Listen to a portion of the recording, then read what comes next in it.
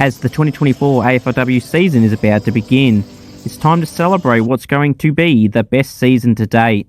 Last year, Brisbane won the big one against North Melbourne in a thrilling contest. But this year, the race is wide open. Will we see the Brisbane Lions go back-to-back? Or will we see a new team race a cup at the end of the season? Will we see a side like the Saints go from out of the 8 to winning the big one? Patrikios, Watson, Xenos, Wardlaw, Vesely and Smith will have something to say. Or will it be North Melbourne, a side filled with stars from experience? 2 young guns, Garner, Birch, Ferguson, Gatt, Tripodi, Eddie, Martin and O'Shea. Or is it the Demons? 5 experienced players go out, but young stars like Bassano, Witherspoon and co will have an impact. And of course, star trio Horse, Zanker and Mithen have something to say about this year's flag race after last year's disappointment. Can the young dogs rise up to the occasion? New coach, new players, new leaders. Sometimes change comes in a good way. Blackburn gets some support in the team via young stars Greg Butterfint and Chrissy Lee Turner. And new recruits ready to prove a point in Smith, Arends and McKee. Or can a team filled with young stars at Adelaide who dominated this year's draft, bringing in Young, Goody, Window, Brook and Brooksby, surprise us all? Stars in this competition galore, headlined, just to name a few, Conti, Garner, Marinoff, Gardner, Too Good, the Prosparka sisters, Malloy, O'Driscoll, Patrikios and Dawes. We can't also forget the future of this competition. Loz Young, Charlie Rowbottom, Sinead Goody, Ella Roberts, Charlie Thomas, Brenna Tarrant, Sophia Hurley, Alicia Pisano, Elaine Grigg, Ali Morford, Holly Cooper, Ali Dalloway, Ella Heads, Matilda Schultz, and of course last year's Rising Star winner, Zali Goldsworthy. So many talented players ready to have insane seasons. I know I'm excited. Are you? Welcome to season 2024 of the AFLW. Let's go! Let's go! We always stand for victory. Every time there's a war, all the world of the world. We'll have to change goal. Go Lions, here's the Lions. They'll kick the winning score. They'll hit the money roll.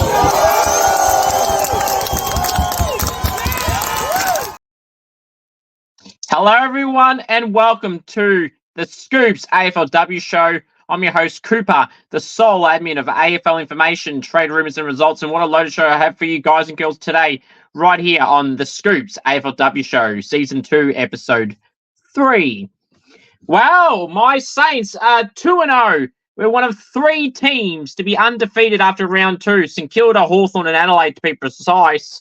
We've had our first draw of 2024 between North Melbourne and Geelong. Michaela Bowen kicked the winning goal. Well, sorry, not the losing goal, not the winning goal to tie the scores. Did Bowie, who I've had on the podcast, well done to her. And Maddie Gurin kicked the winning goal for Carlton with a minute and a half to go against the Suns, where Lucy Single kicked that behind with 26 seconds to go from a hard shot, to be fair, in a pack to snap around the body on a bit of an angle, on the right angle for a right footer. But it wasn't to be for the Suns. They're 0-2, as are the Bulldogs and some other sides. And it's not a great feeling for those clubs that are 0-2. Or you could be like Melbourne, who are 1-1, at a great win over Geelong, then a disappointing loss to the Lions. Brisbane themselves are 1-1. North Melbourne and Geelong are both 1.5 out of 2. It's an interesting race so far in this ladder so far. I know it's only 2 rounds, but, you know, you're seeing stars emerge between our very eyes. Charlie Rowbottom is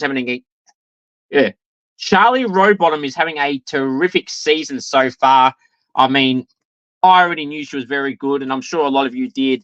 And she's just proving how damn good she truly is. I mean, she already has.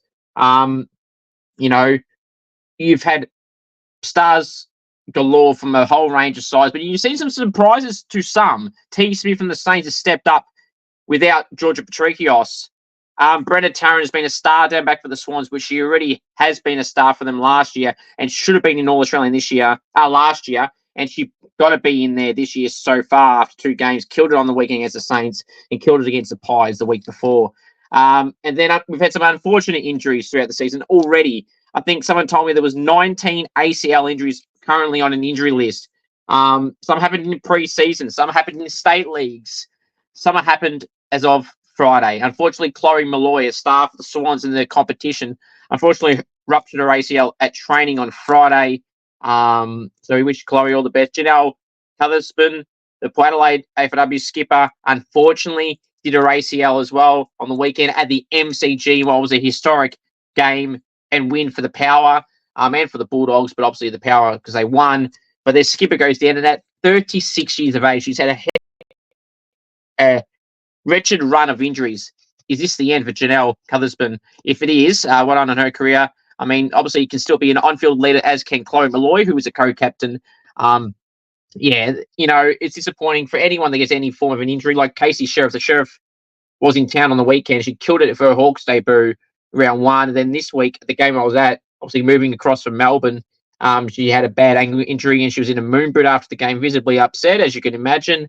So I wish Casey Sheriff all the best. And the Sheriff will still be in town, just on the sidelines, unfortunately, for the time being. Hopefully she's back before the season's over. The Hawks are on a roll at the moment. Eliza West has been a great addition, as I've been saying she would be. But yeah, let's get right into it. Got a big show lined up for you guys and girls tonight, right here on the Scoops AFLW show. If you know any AFL, AFLW players, any up-and-coming draftees, or any state league players like VFLW, WAFLW, SANFLW, VFL, Waffle, or SANFL, and you would like to see them on the podcast in a Goal King Challenge or an interview, please do send me a message and we'll try and get something sorted. I love doing Goal King Challenges and interviews, so if you know anyone, please let me know and we'll try and get something sorted. I would greatly appreciate it.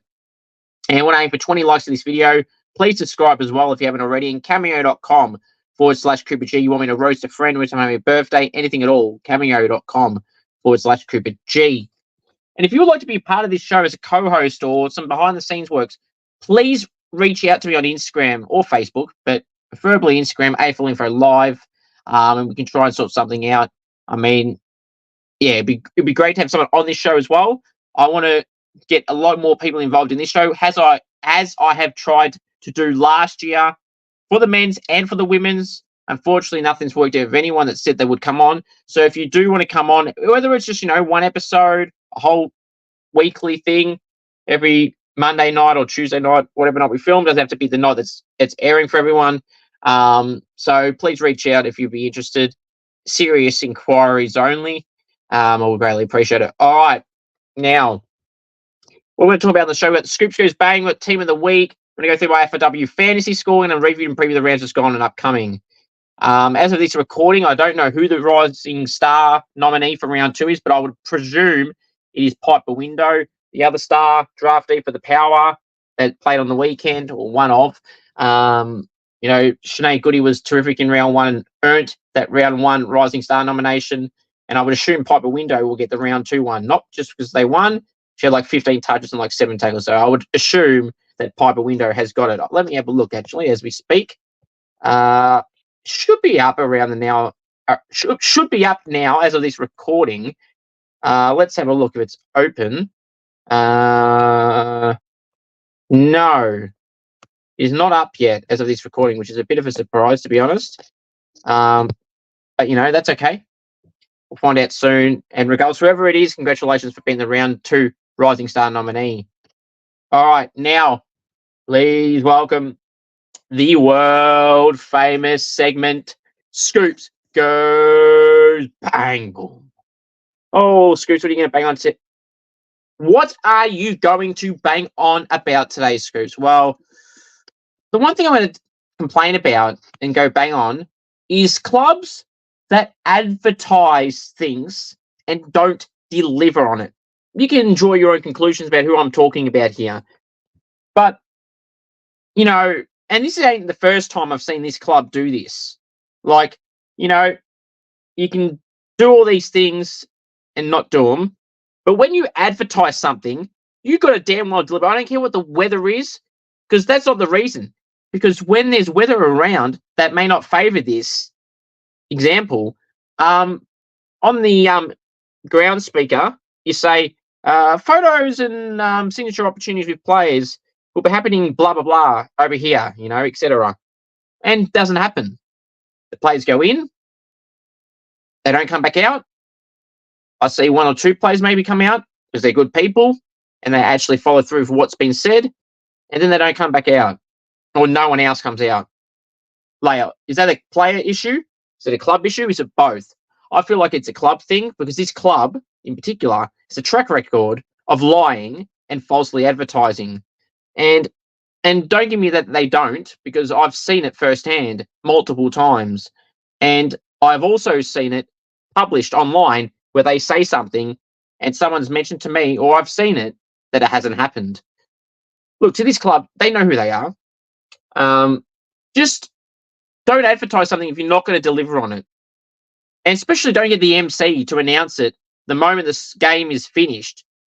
So you can't use the weather excuse. You got the MC or the person on the microphone on the Megatron or whatever you want to call it saying, what I just said earlier. So don't advertise something if you can't deliver on it. And it's not the first time. It's not your first rodeo in doing that. So lift your game. Thank you. Hope you guys and girls enjoy that edition of the world famous segment, Scoops Goes Bang. All right. Now, it's time to go through my AFLW Fantasy score for the round. I scored 1,158, ranking of 9,258. Happy with the score, but I'm seeing some of my mates score higher, and I know more than them about AFLW and AFL for that matter. And they're just scoring more. I feel like I'm going to stop giving them people some advice, because the advice I'm giving them is working for them, and I tend to not want to go the same team. Like, I don't want to give them the same players, so I give them the other options I was going to consider, and they mixture it their own way to a degree. And those are the players that are killing it for me, or for them to score more than me. And I'm like, damn. So as of now, I've done one trade, but I ain't telling you what that trade is as of right now. I'm still mulling over the other few. Like Christy Lee Turner, who's a rookie, she was 410,000 something at the start of the season. She's now hit the base price of 300k. So it's not worth trading out. She's getting games, not scoring well at the moment, but doesn't help when the Bulldogs don't give any inside 50s in the forward line, and she's a pure forward. So do you really trade her out? Making cash on the bench is very important in AFLW Fantasy, considering the high rise in price and the high drop. So, like, if someone drops 100k, that's massive. I know if they're a premium, it's a little bit different, but if you're a rookie or you're a mid-price and you're dropping around 100k, you just got to get rid of them if they're dropping. If they're going up, like some players are, you keep them and you let them keep going up. But someone that's stagnating, even if it's a premium, I feel like you got to get rid of them, because Ebony Marinoff, who I don't have, is now like 1.8 mil. Like, she's scored 160, I think, both times or thereabouts. Like, I don't think that's worth. She's not worth selecting now, purely because of her price. You've missed the boat, as they say. Look at names like Mon Conti, who scored 75 on the weekend, who was my bloody captain. She's a great player and a good person, and I know that firsthand. But, like, you got to put your favourites aside. Like, fantasy, do you have to take her out? She scored 118 or something the week prior. Well, that's what I mean. She's dropped 100k or so. Like, these premiums, they scored 2 bad weeks in a row. They're going back to a price where you're just getting a fringe premium player, because there's some players at about 1 mil that you wouldn't select, and that's what those premiums will drop to if they have 2 average weeks for their standard. She still played well, but like for fantasy, 75 isn't good enough for her price. And she's not the only one. She's one I got on my team, which is how I know. But Charlie Rowbottom, on the other hand, who I have, scored like 150 something, and it's amazing. So far, I've had the captaincy jinx on the first 2 rounds. The first round I had on Laura Gardner, who scored like 95 or 108 or something. She's still okay. Then this week I had on Mon Conti, who got 75. So Charlie Rowbottom is who I'm looking at this week, and she just scored 200 plus scores, like 120 plus, like 123 and like 158. So am I going to jinx her now? There seems to be a jinx lately in Supercoach captains, and now it seems to be a trend now in AFLW Fantasy for myself, which is not fun at all. So if there's any players you want me to jinx this week for the team they play for, please let me know, and I might put them as captain, or might bring them in, because that seems to be a jinx as well sometimes. Not as much as the captaincy one, though. But am I happy? No, not really, especially with the few mates that I have that are scoring more than me, considering I've helped them. and they're scoring more than me. That just doesn't feel right to me. I can't accept that. But the only reason they are in front of me is because I've helped them with strategies and everything like that. But it's really frustrating. But unfortunately, that's how it rolls sometimes. But yeah, yeah, that's just how it works sometimes, unfortunately. But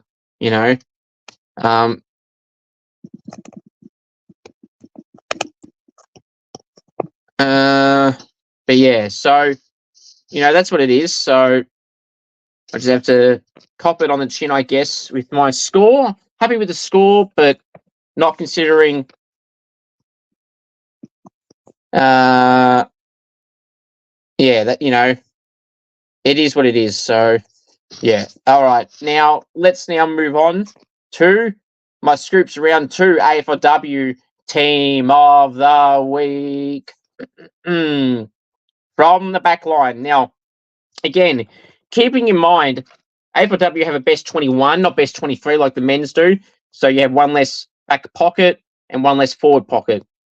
So in the back line, Emma Carney and Lucy Cronin. Half back line, the flankers, Madison Gay and Tilly Lucas Rod. Centre half back, BT Brenna Tarrant. Wingers, Jazz Garner and Amy McDonald. Centre woman, Ebony Marinoff. Half forward line, the flankers, T. Smith and Anne Hatchard. Centre half forward, Dakota Davidson.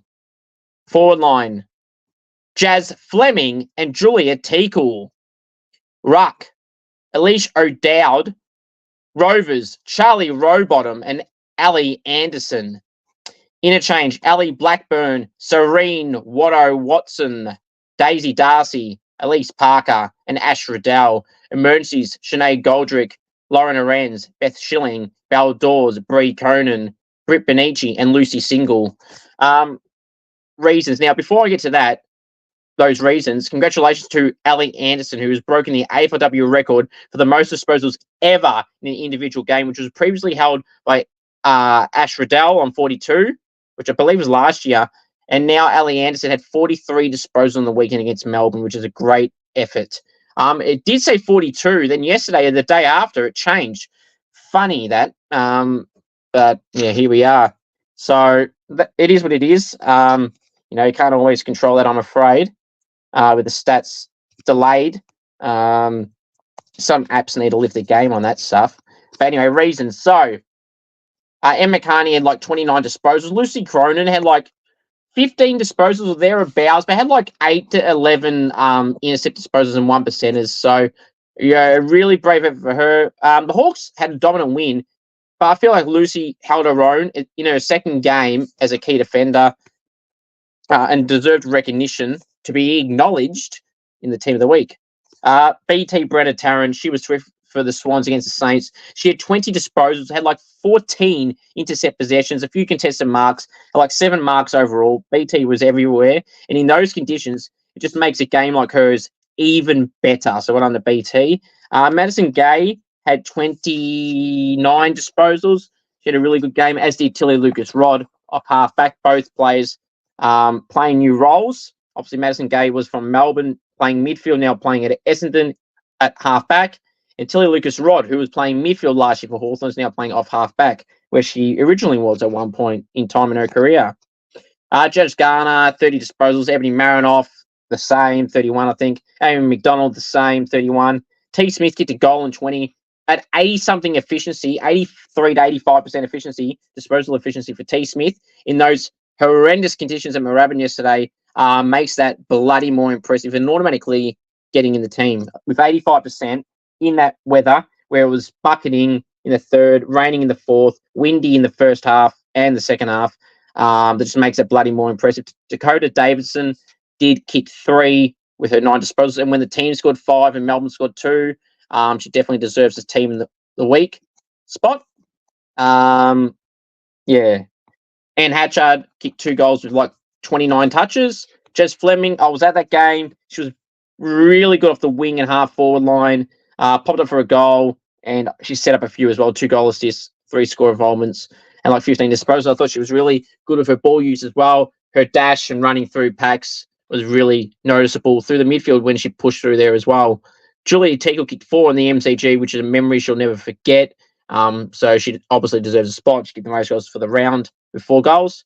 Alicia O'Dowd had 20 disposals in her second game. Her dash as well as a ruckman is really impressive.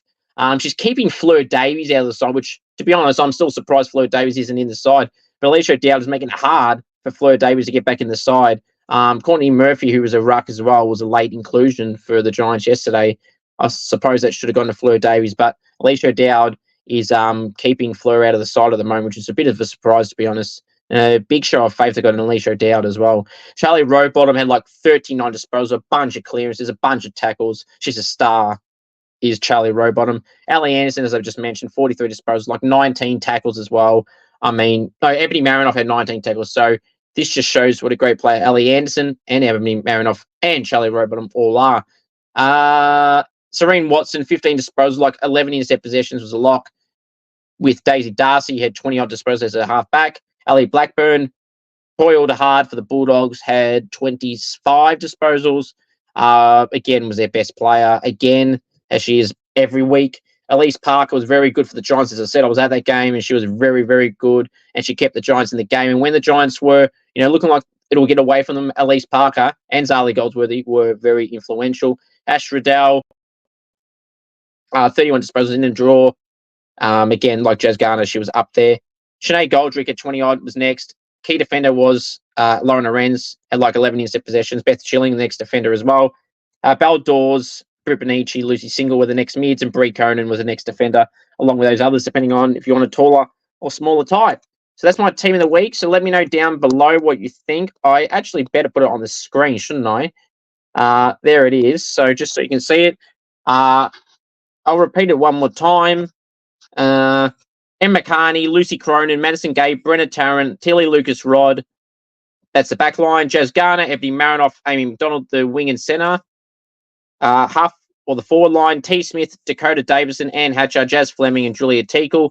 Ruck, Alicia O'Dowd. Rovers, Charlie Rowbottom and Ali Anderson. The bench, Ali Blackburn, Serene Watson, Daisy Darcy, Elise Parker, and Ash Riddell. Emergencies, Sinead Goldrick, Lauren Arends, Beth Schilling, Belle Dawes, Brie Conan, Britt Benici, and Lucy Single all round out the emergencies from Goldrick down to Single. All right, now it is time to preview the round 3 games. Well, should I say review the round 2 games? Not jumping the gun, Scoops. We'll do your tips soon. Reviewing the round 2 games. So, yeah, let's go do that. It started all the way back on Friday night, or the historic game of the MCG. Western Bulldogs 0-6-6 to Port Adelaide 46. 7-4-46 to be precise. Very disappointing for the Bulldogs. Again, early on, they were showing signs that they're going to score. They kicked all these behinds, and they were just fumbling these marks, costly marks that could have resulted in goals when they were close and basically even. They could have either got a lead or kept it very close, but then the power, Julia Teagle, Gemma Houghton, popped up for some goals, And then, Kirsty Lamb, the the current Power star and former Bulldog, kicked 2 goals to the first goal of the game as well. So, I thought Molly Brooksby was really good down back for the Power in her second game. Sinead Goody was solid as well in her second game. And Piper Window was one of the best players on the ground for the Power. And should be the Rising Star nomination for this round. But yeah, for the Bulldogs, back to the drawing board. They got the Eagles on Thursday night at Winton Oval, which is a chance for them back at home, their real home ground where last week's game should have been at. And really, I could be roasting the AFL for... Actually, you know what? Let's go. I'll go to the next game after this. Welcome back to the world-famous segment, Scoops Goes Bang. The AFL. You advertised. Now, does this affect me? That's none of your business, but it's not the point of that. It's everyone as a whole that's involved in this, okay, that it affects. If you were a Western Bulldogs or Port Adelaide AFLW member of any capacity, you had access clearly to go to Winton Oval. The game got changed to the MCG for a 4:30 start. Game finishes at 6:30, okay? The men's starts at 7:40. Maybe if you allocated certain sections of the ground You could have let people go and, you go, okay, if you got a women's ticket, you can sit here only and don't let anyone that's got the AFL tickets in so you don't get mixed up with people that are allowed in for the next game, yada, yada, yada. So you let them in that section like they've done in the past, and then when the game's done, you say everyone out, then everyone's back outside, they close the gate, then they open it up like 5 minutes later for everyone that's got an AFL ticket, and then you go from there. But to my surprise, the AFL said when they changed the game to the MCG on a Friday, so 7 days before, okay, on the Friday, to my surprise, they put emails and posts out saying if you had an AFLW membership of the Western Bulldogs or Port Adelaide, you get automatic entry to the clash of the MCG for the AFLW game. I'm like, okay, that's expected, right? But I'm like, no. They said you can also get access to the AFL final for free. I thought, oh my God, I'm going to be able to go to both games now for free. Well, I should have been able to go to the first game regardless for free, but I was going to be able to go to the second game, the men's final, for free. I thought, this is awesome. A real shock, but okay, I guess I'm going to both games. And clearly that didn't happen, as you would have seen a vlog if that was the case, because at the bottom of the email on the Friday, it said they'll send more details out, presuming it would be about, where you'll be sitting for the men's final. I'm like, okay, yep, fair enough. So Monday I get told, oh, you're in a ballot. And then you don't win the ballot. I'm sorry, this is not the Bulldogs' fault. This is the AFL's fault yet again. And shows how unprofessional the AFL is when they delete their posts on the AFL website, on other websites, on their social media pages, on the Bulldogs pages, and they removed every post acknowledging that AFLW members of Port Adelaide and Bulldogs get in for free. This is an absolute disgrace from the AFL. I'm not blaming the Bulldogs. I'm blaming the AFL. You took all your posts down. You couldn't acknowledge the fact that you stuffed up and you falsely advertised. Another organization that's falsely advertising. You got a lot of people pissed off, and you haven't even come out since then on that Monday or after the game happened and apologized for screwing up. The AFL made Tom Green apologise, speaking the truth about the competition and how much of a joke the organisation is. And you reprimanded him and told him to apologise. Where is your apology for stuffing everyone else about? I'm not blaming the Bulldogs. I'm blaming the AFL for this. Absolute disgrace. There's plenty of people that were pissed off, and you haven't even come out to apologise. Even if it was a fake apology, you haven't even done that. To the AFL, lift your game. Pathetic. Absolute disgrace they are. Fair dinkum. Hope you guys and girls enjoy that additional edition of the world famous segment. Scoops goes bang. And fired me up for that one. Absolutely. Right, let's go back to reviewing the round 2 games, shall we? All right. Melbourne 15, Brisbane 33. Brisbane by 18 points at Casey Fields. Disappointing for Melbourne. They didn't really score a goal until the back end of the third quarter. And it was through debutante, who was a late inclusion the night before, Alicia Pisano, who I've had on the podcast 3 times. Well done to Liz on getting a debut game and then kicking a goal in her debut game, which is great to see for Liz. Great to see. And, unfortunately for her side, though, they couldn't get the win. Melbourne would be disappointed how they played to not score for 3 quarters, basically, or from a goal point of view. Took almost 3 quarters. They'd be disappointed with that. Mick Steiner and the coach will not be happy, and the coaching crew and the players, I know, won't be happy. Brisbane, they needed to bounce back after their horrendous performance against last year's grand finalists in North Melbourne. They bounced back in great fashion. Baldors had a good game through the midfield. Sinead Goldrick for the Demons down back. Taylor Harris, unfortunately, is out for the year with a shoulder injury, so wish her all the best. Not from that game, from the Geelong game.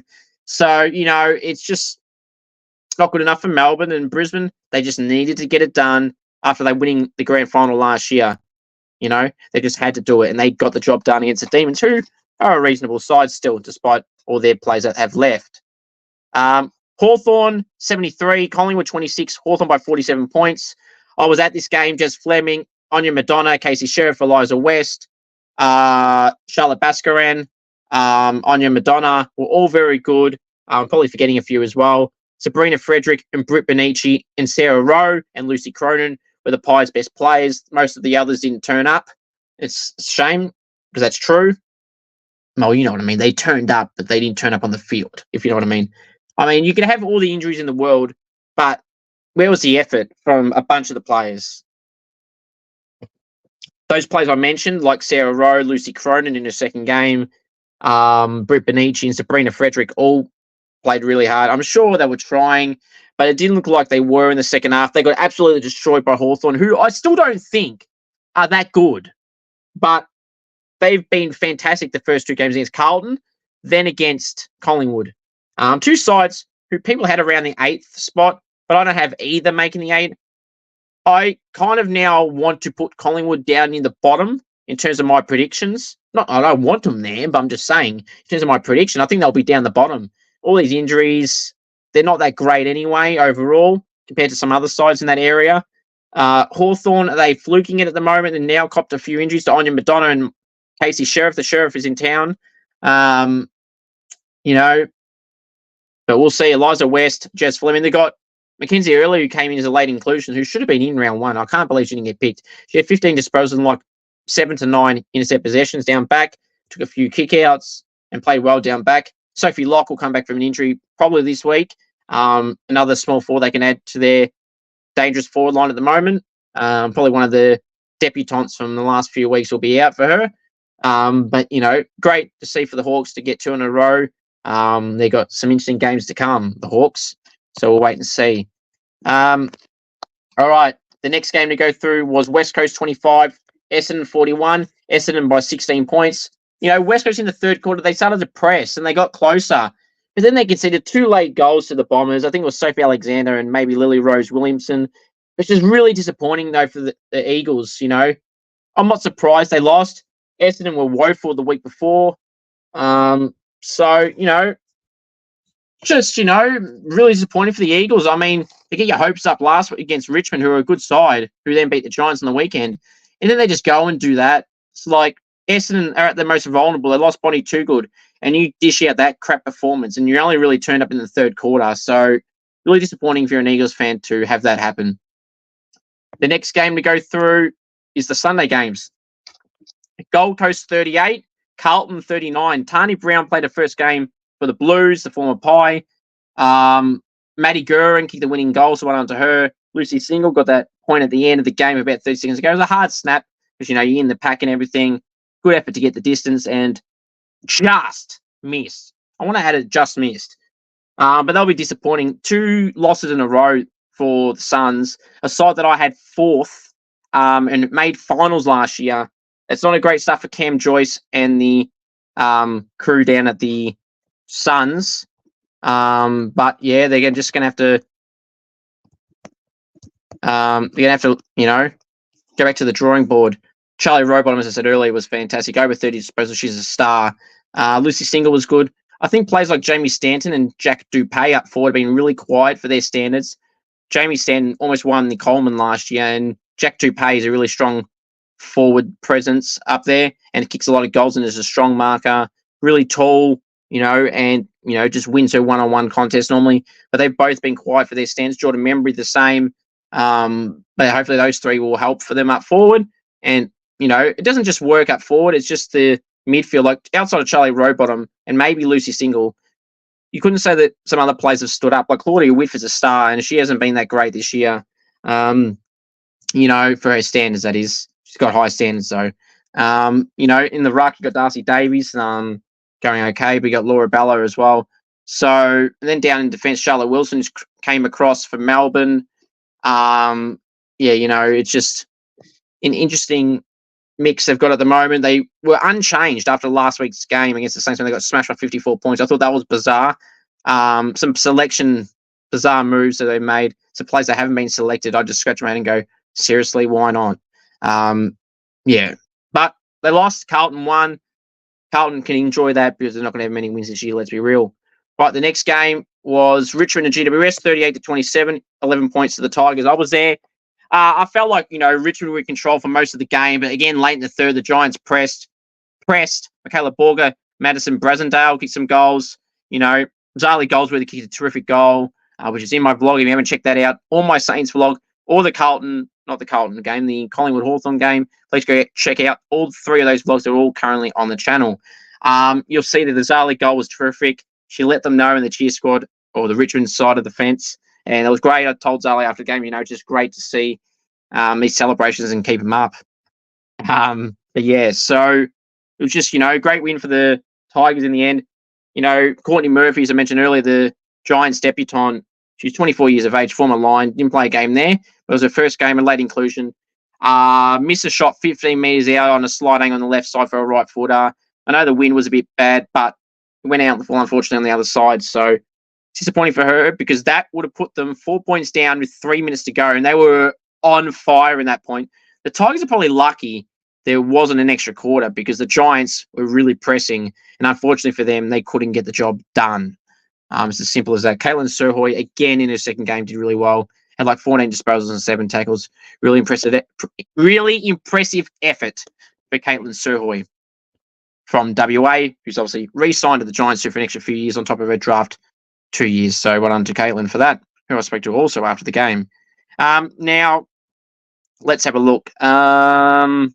Next game, it's North Melbourne and Geelong, 36 apiece. Michaela Bowen kicked the winning goal. Well, not the winning goal, not the losing goal, to tie the scores with about a minute and a half to go. So under Bowie for that. Zali Friswell had a really good game for the Cats. Ash Riddell for the Roos with Jazz Garner, and Amy McDonald for the Cats also did really well. Both sides 1.5. Sorry, no, Geelong are not 1.5. They're half out of 2, because they lost to Melbourne, you fool. And North are 1.5 out of 2. I said that earlier, they're both 1.5. Wrong. Geelong are half a win. And the Roos are 1.5. But yeah, this game, I didn't get to see it, but because it was on the same time as the others. But, watching the game back a little bit and seeing how the trend of the game went, the margin was always close. So, these are 2 sides that should feature in finals this year. North definitely will, and Geelong probably will too, unfortunately. So, yeah, credit to both sides on pushing out a draw. The Saints, again, impressive, 42 to Sydney, 26. A bit like the Giants, Richmond. Saints had control for the whole first 2.5 quarters, but then the Swans, led by BT, Brenna Tarrant, and Laura Gardner, and Montana Beraldson, were just pushing and pushing through all lines, through the midfield, through the back line, and through the forward line. Cynthia Hamilton kicked a goal, start of the third quarter. And they started pressing a little bit. They just couldn't capitalise all the time on their entry. St Kilda went forward a few times. Nat Exon and Jessie Wardlaw kicked a goal. That's on my Insta story if you want to check that out as well. What a great goal. Great commentary by me, if I don't mind, if you don't say so myself, which was the sealer in the last quarter from Jessie Wardlaw, the star key forward for the Saints. T. Smith was terrific for the Saints, along with Serene Watson. Now, Paige Trudgeon had 5 disposals and 5 tackles, but for a key defender, that's pretty decent. If you watched her game, she was spoiling a lot. So like Watto, 2 key pillars down back who are did really well. T. Smith, as I said, played her role well through the midfield. Far out. I can't speak these days. I don't know why. But yeah, T. Smith was terrific. 1 goal, 21 disposals, 85% efficiency in those horrendous, I can't speak, in those horrendous conditions. That's bloody impressive from T. Smith.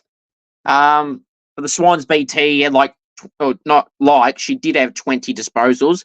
She had 14 intercept possessions and 7 marks, 2 of those contested, maybe 3.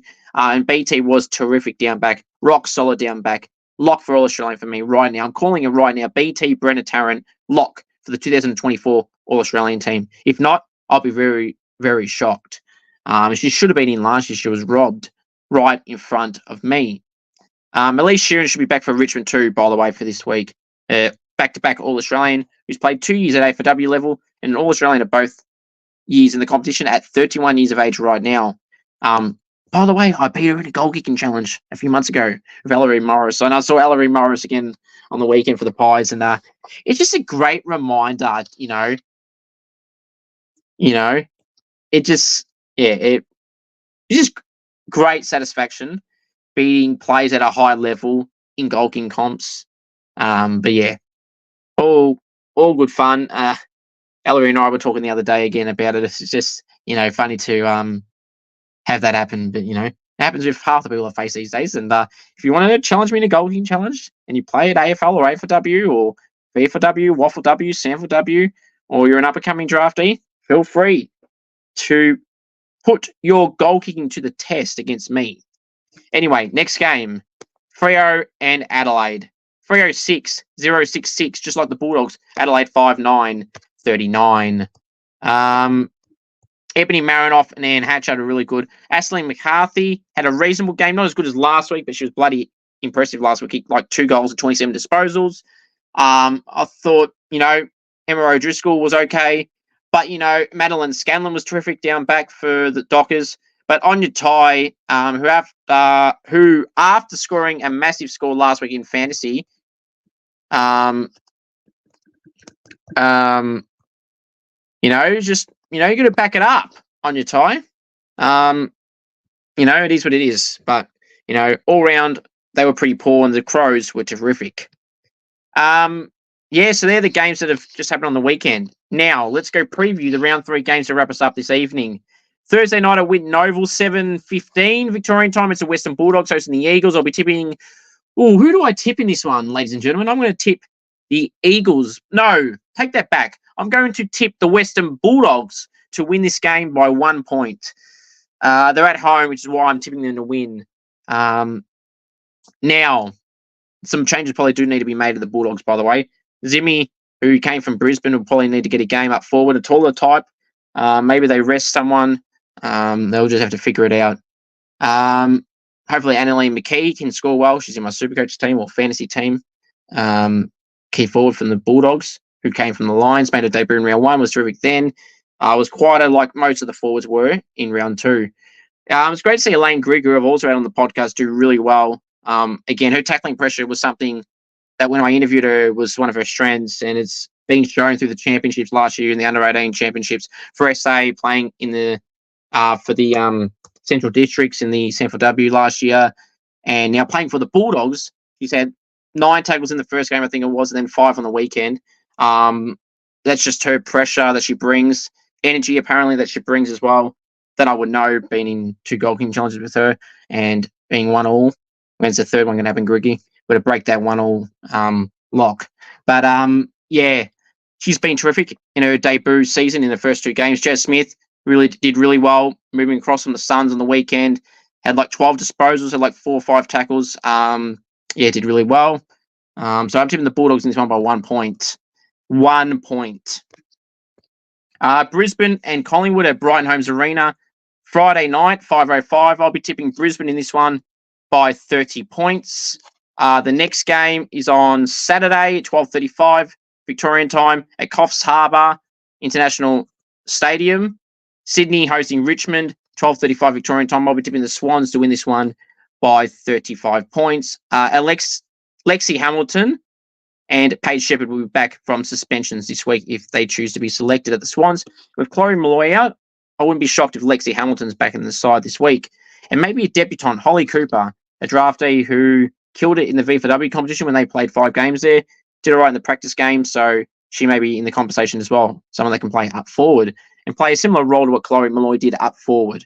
Or if they want to go taller, Lexi Hamilton is the option they can choose as well, who can be the backup ruck to Ali Morford as well. So does that push Giselle Davies out of the side of Giselle, go back in the back line? Then you've got Kiara Hillier with BT, Brenna Tarrant and Ella Heads.